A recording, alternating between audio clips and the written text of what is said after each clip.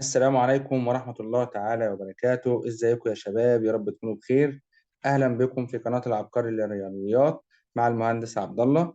إن شاء الله النهاردة موعدنا مع حل محافظة القاهرة هندسة، وهي المحافظة الأولى. السؤال الأول، اختر الإجابة الصحيحة من بين الإجابات المعطاة. 1. مجموع قياسات زوايا المثلث الداخلة يساوي. طيب أنا كده عارف إن معلومة قديمة، ده سؤال تراكمي، إن مجموع زوايا المثلث الداخلة بتساوي 180 درجة. السؤال الثاني، نقطة تقاطع متوسطات المثلث تقسم كل منهما بنسبة. لازم تقف هنا وتسأل نفسك سؤال، هي من جهة القاعدة ولا من جهة الرأس؟ هنا قال لك من جهة إيه؟ القاعدة. ما دام هنا قال لك من جهة الرأس، ما دام قال لك من جهة الرأس يبقى القيمة بتاعتك من 2 إلى 1، لأن لما بيبدأ من جهة الرأس يبقى بيبدأ من الكبير لإيه؟ للصغير. السؤال رقم 3، في المثلث أ ب ج إذا كان أ ب أكبر من أ ج. هو هنا حدد إن الضلع أ ب أكبر من الضلع أ ج. خلاص، الضلع أ ب الرمز اللي فاضل له هو قياس زاوية ج. أما أ ج اللي فاضل له ب، يبقى أ ب زاويته ج. أما أ ج زاويته ب، يبقى قياس زاوية ج أكبر من قياس زاوية ب. يبقى لو عايز تسأل على نفسك الموضوع، شوف الضلع أ ب الرمز اللي فاضل بتاع المثلث ج، أما الرمز اللي فاضل من أ ج هو ب، يبقى ج أكبر من ب. دي طريقة سهلة جدا، لأن كل ضلع بيقابله زاوية. لو جيت رسمنا كده،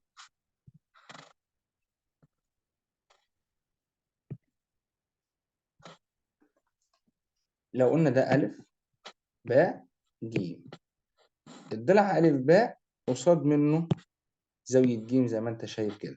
يبقى عشان كده بقول لك لو شفت أ ب الزاوية اللي فاضلة هي بتاعته، ولو شفت أ ج الزاوية اللي فاضلة هي بتاعته. طيب رقم 4، القطران متساويان في الطول وغير متعامدين. القطرين متساويين في الطول في أنهي شكل وأنهي شكل؟ أنا عارف القطرين متساويان في متوازي، في المستطيل القطران متساويان. طيب هل هما متعامدان؟ غير متعامدان. طب متساويان في الطول فين تاني؟ في المربع. طيب متعامدان؟ متعامدان. يبقى بالنسبة للمربع لا مش هينفع. طب بالنسبة للمستطيل ينفع، لأنهم متساويان وغير متعامدان، يبقى في المستطيل. أو ممكن تستبعد الإجابات بتاعتك، يعني المربع متعامدان فما ينفعش، المعين متعامدان ما ينفعش، متوازي الأضلاع غير متساويان في الطول فما ينفعش. يبقى اللي حقق الشرطين هو المستطيل. السؤال 5، طول الضلع المقابل للزاوية التي قياسها 30 درجة. دي نتيجة احنا حافظينها. طول الضلع المقابل للزاوية التي قياسها 30 درجة في المثلث القائم الزاوية بيساوي قد ايه من الوتر؟ كنا عارفين ان هو بيساوي نص الوتر. جميل. سؤال رقم 6، المثلث س ص ع متساوي الساقين. هو انا حدد لك انك شغال مع مثلث متساوي الساقين. قياس زاوية س ب 100 درجة. طيب قياس زاوية ص تبقى بكام؟ احنا اتفقنا قبل كده ان زاوية القاعدة ما ينفعش تكون منفرجة، اما زاوية الرأس هي اللي تنفع تكون منفرجة. فعشان كده زاوية ص دي هتكون زاوية ايه؟ هتكون زاوية قاعدة. وعشان اجيب زاوية القاعدة فهتساوي 180 ناقص الرأس على الاتنين. يعني هنقول 80 على الاتنين تساوي 40 درجة. يبقى قياس زاوية ص هتساوي 40 درجة. السؤال الثاني يا شباب،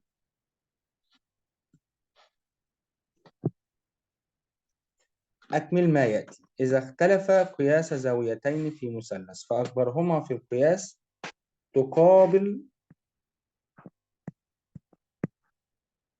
ضلع أكبر في الطول، وأصغرهما في القياس تقابل ضلع أصغر في الطول. السؤال الثاني، منصف زاوية الرأس في المثلث المتساوي الساقين. لو قال لك إن هو بينصف زاوية الرأس يبقى بيعمل حاجتين كمان. إيه هما؟ ينصف القاعدة. 2، عمودي عليها. ينصف القاعدة وعمودي على القاعدة. السؤال الثالث، مجموع قياسات الزوايا المتجمعة حول نقطة تساوي 360 درجة. السؤال رقم 4، مثلث متساوي الساقين طول ضلعين فيه 4 و7 سم، فإن طول الضلع الثالث. احنا اتفقنا وعارفين إن الثلاث أضلاع لازم وشرط أساسي إن يكون كل ضلعين أكبر من طول الضلع الثالث، يعني مجموع أي ضلعين أكبر من الثالث. المفروض بما إنه متساوي الساقين فيا إما يكون الضلع اللي فاضل 4 أو يكون 7. فتعال نجرب الأربعة. لو قلت 4 زائد 7 11 أكبر من الأربعة، برضه نفس الفكرة 7 و4 11 أكبر من الأربعة. طيب يبقى كده الأربعة حققت معايا، وأربعة وأربعة 8 أكبر من السبعة.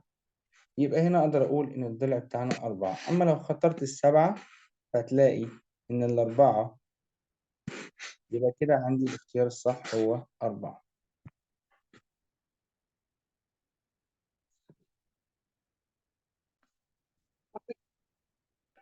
طيب يا مستر، طب بالنسبة للحل التاني هيكون معانا صح ولا غلط؟ تعال نجرب مع بعض كده. احنا جربنا الأربعة وجربنا، تعال نجرب السبعة. طيب ممكن أديك حل مختصر أحسن وتجيبه بسرعة. أنا عارف إن طول الضلع الثالث في أي مثلث محصور ما بين في الفترة فرق الضلعين وجمع الضلعين. لو قلنا 7 ناقص 4 3 و4 و7 11. إيه رأيك؟ تعال نختبر الأربعة. الأربعة موجودة بين التلاتة والحداشر؟ موجودة. طب السبعة برضو موجودة بين التلاتة والحداشر، يبقى الأربعة والسبعة ينفعهم يكونوا الضلع الهون الثالث، يبقى 4 أو 7. ده الإجابة الصحيحة. لو كتبت 4 بس هتنقص، ولو كتبت 7 بس هتنقص. تعال نشوف السؤال الثالث.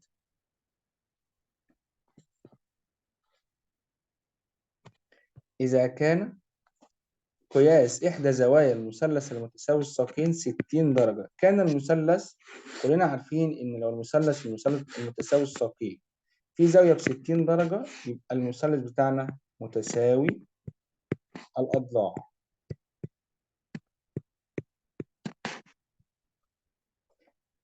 6، إذا كان طول ضلعين في مثلث 5 و9 فإن طول الضلع الثالث ينتمي، لسه قايلينها فوق أهي، إن طول الضلع الثالث دايما ينتمي لطرح الضلعين وجمع الضلعين. يبقى 9 ناقص 5 هتقولي 4، و9 زائد 5 14. يبقى طول الضلع الثالث محصور الفترة من 4 ل 14. الشكل المقابل أ د شعاع يوازي ج ب قطعة مستقيمة، قياس زاوية د أ ب ب40 درجة، قال الزاوية دي ب40 درجة، وقياس زاوية ب أ ج ب80 درجة. برهن أن أ ب أكبر من أ ج. عشان أثبت إن في ضلع أكبر من ضلع لازم أثبت إن في زاوية أكبر من زاوية. طيب تعال نحدد الضلع أ ب. هو ده زاويته هي ج. وتعال نحدد الضلع أ ج، زاويته هي ب. فأنا عايز أثبت إن زاوية ج أكبر من زاوية ب، يبقى أنا المفروض أجيب الزوايا. هنفكر نجيب الزوايا إزاي؟ لو خدت بالك إن هنا في توازي فتقول له بما أن أ د يوازي ب ج، وأ ب قاطع لهما.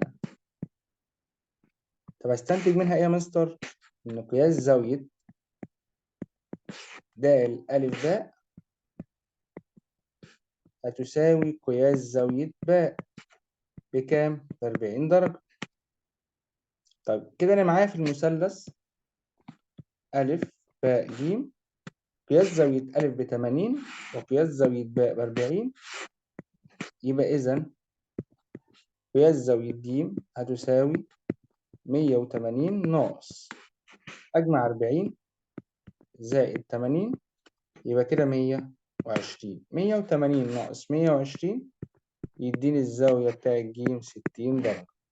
أروح أقارن بين الزاويتين فأقول له بما أن قياس زاوية ج أكبر من قياس زاوية ب، يبقى إذا الضلع أ ب أكبر من الضلع أ ج، وده المطلوب إثباته. يبقى عشان تثبت إن في ضلع أكبر من ضلع لازم تثبت إن زاوية الضلع أ ب اللي هي ج تكون أكبر من زاوية الضلع أ ج اللي هي باء. ده باختصار البرهان بتاعنا.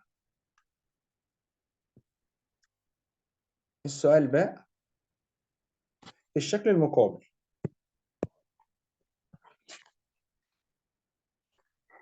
الشكل المقابل هنا يقول لك برهن أن قياس زاوية باء ج د أكبر من زاوية باء أ د. تعال نحددها.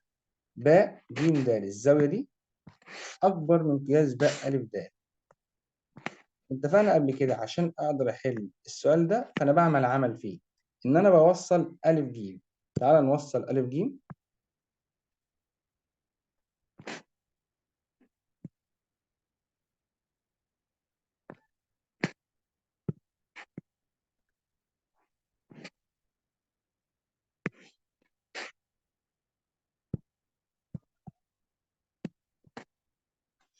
كده الألف ج ده قسم الزاوية بتاعتي نصين، قسم دي إلى جزئين، زاوية جزء في المثلث اللي فوق وزاوية في المثلث اللي تحت. نفس الفكرة، قسم هنا وقسم هنا. فأنا هشتغل هنا مثلثين، فأقول له في المثلث الأول أ باء ج. بما أن الضلع أ باء أكبر من الضلع باء ج، يبقى إذا قياس زاوية باء ج أ أكبر من قياس زاوية باء أ ج، وهنسمي العلاقة دي واحد. وراح أشتغل في المثلث الثاني اللي هو أ د ج. أقول له بما أن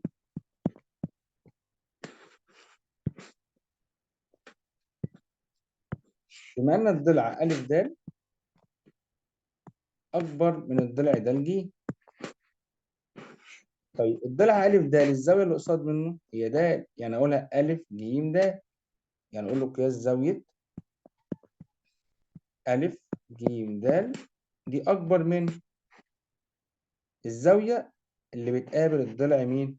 د ج، اللي هي قياس زاوية د أ ج. نسمي العلاقة دي رقم 2. كده أنا أثبتت إن الزاوية لو سميت دي واحد هي أكبر من 2، ولو سميت دي 3 هي أكبر من 4. لو جمعت واحد والتلاتة الزاويتين دول مع بعض هيكونوا أكبر من الاتنين والأربعة. فأقول له بجمع واحد واتنين ينتج إن قياس زاوية باء ج د أكبر من قياس زاوية باء أ د. باختصار يا شباب، عشان أثبت إن في زاوية أكبر من زاوية لازم أثبت إن الضلع المقابل للزاوية دي يكون أكبر من الضلع المقابل للزاوية الأخرى. دي النظرية بتاعتنا. فأنا قسمت الشكل بتاعي هنا مثلثين، اشتغلت على المثلث واحد، اشتغلت على المثلث اتنين، وقدرت إن أنا أثبت إن الزاوية أكبر من الزاوية. نشوف السؤال اللي بعده.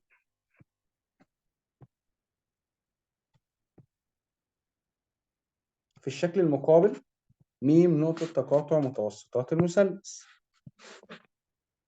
أ باء ج. باء م ب6 سم.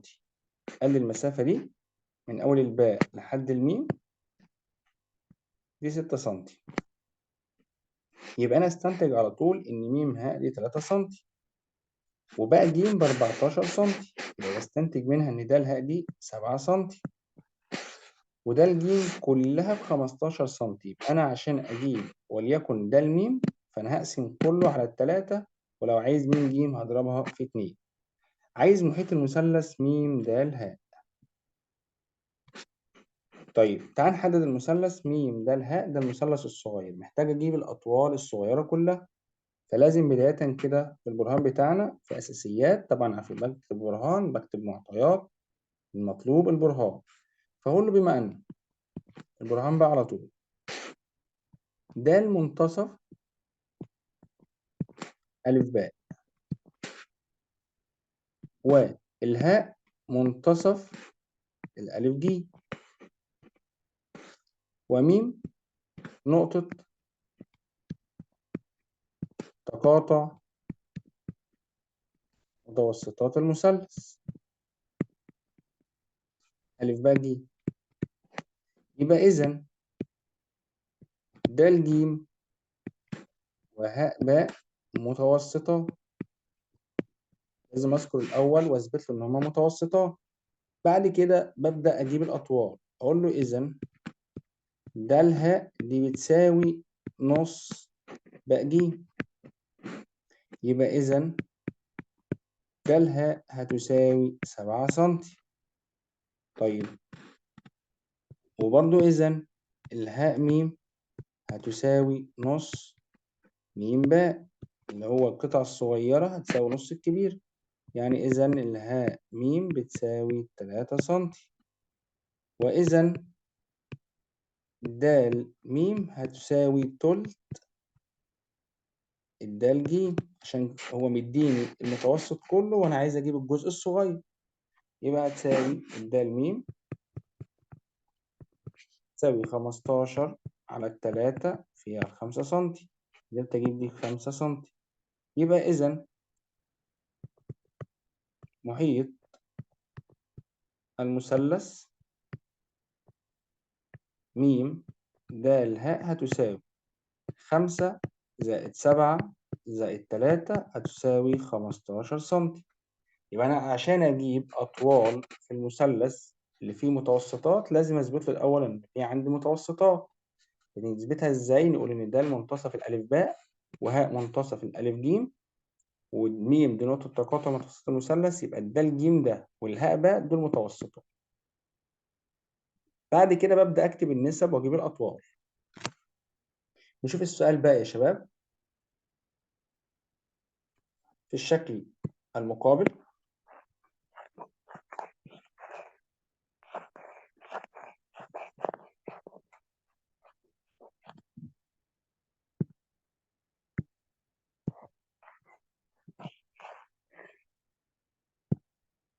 ألف باء بتساوي ألف ج بتساوي ألف د بتساوي ج د، وقياس زاوية باء ألف ج ب 80 درجة.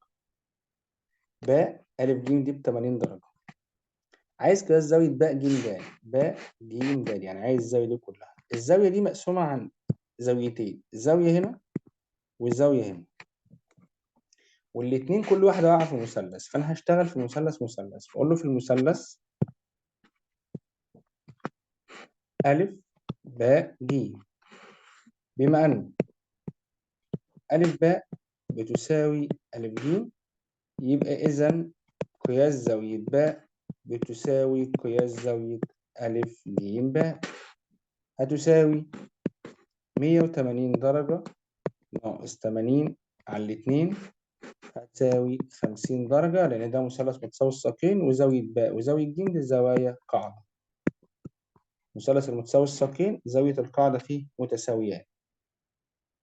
طيب خش على المثلث الثاني، قول له في المثلث ألف د ج، بما أن ألف باء ألف ج تساوي ألف د تساوي د ج، يبقى إذا كل زاوية منه بكام درجة؟ ب 60 درجة. يعني كده زاوية ألف ج د تساوي 60 درجة. يبقى أنا جيت دي ب 50 ودي ب 60 درجة.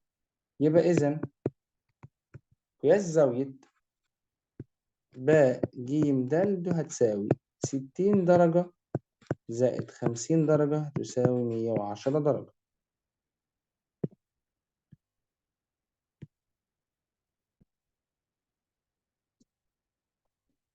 السؤال الخامس يا شباب.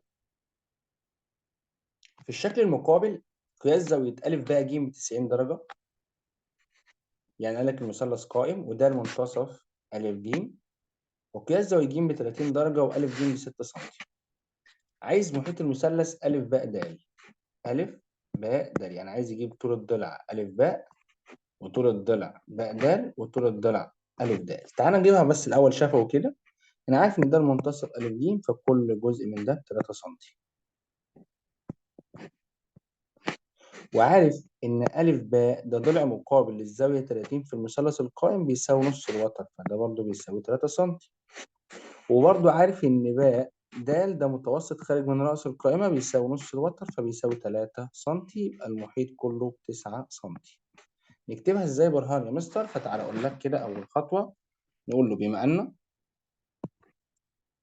أ باء جيم ده قائم في باء، ودال منتصف الألف جيم، يبقى إذا باء دال ده إيه؟ متوسط. يبقى إذا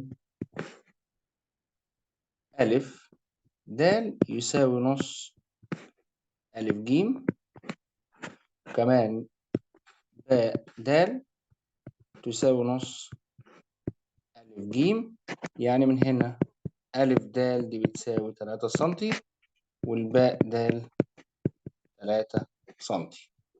وبما أن قياس زاوية ج بتساوي 30 درجة، يبقى إذا ألف باء نص الوتر ألف ج، يبقى إذا ألف باء بتساوي 3 سنتي. يبقى إذا المحيط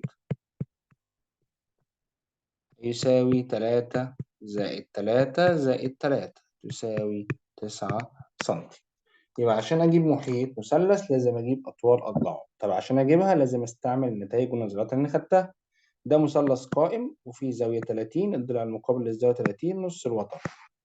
ده المنتصف وده متوسط، المتوسط الخارج من رأس القائمة بيساوي نص الوتر. طيب ده المنتصف ألف جيم، يبقى ألف ده نص الألف جيم، يبقى أنا كده قدرت أجيب التلات أطوال وجبت محيط المثلث. نشوف السؤال اللي بعده.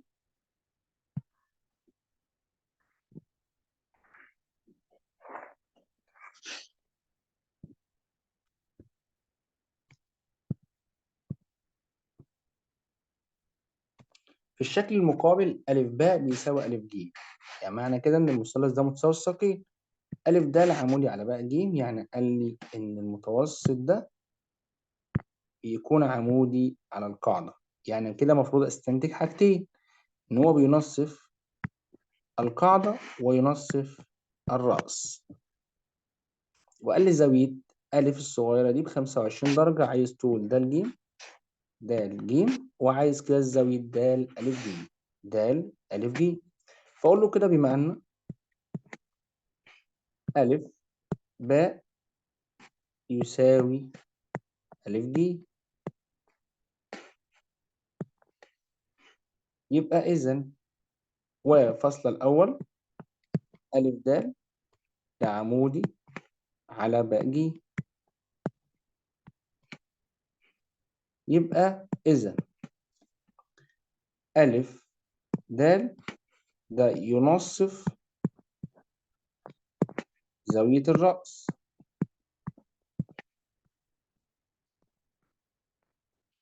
وينصف القاعدة اللي هي مين؟ باء ج. يبقى إذا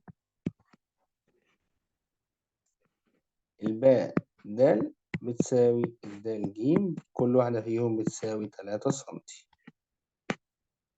وكمان قياس زاوية د ألف ج هتساوي 25 درجة. يبقى يا شباب لما يقول لك إن المثلث متساوي الساقين وفي متوسط عمودي، يبقى استنتج حاجتين، إن هو بينصف القاعدة وينصف زاوية الرأس. فبنكتبها إزاي؟ نقول له ألف باء بيساوي ألف ج، ألف د ده عمودي بما أن، يبقى إذا ألف د ينصف زاوية الرأس وينصف القاعدة باء ج. يبقى استنتج إن الباء د الجزء ده بيساوي الجزء ده، والزاوية دي بتساوي الزاوية دي، وده المطلوب إن أنا أجيبه. وبكده يا شباب نكون وصلنا لنهاية الامتحان بتاعنا. متنساش تشترك في القناة وتفعل زر الجرس وتضغط لايك عشان تشجعنا وننزل لك كل جديد. والسلام عليكم ورحمة الله تعالى وبركاته.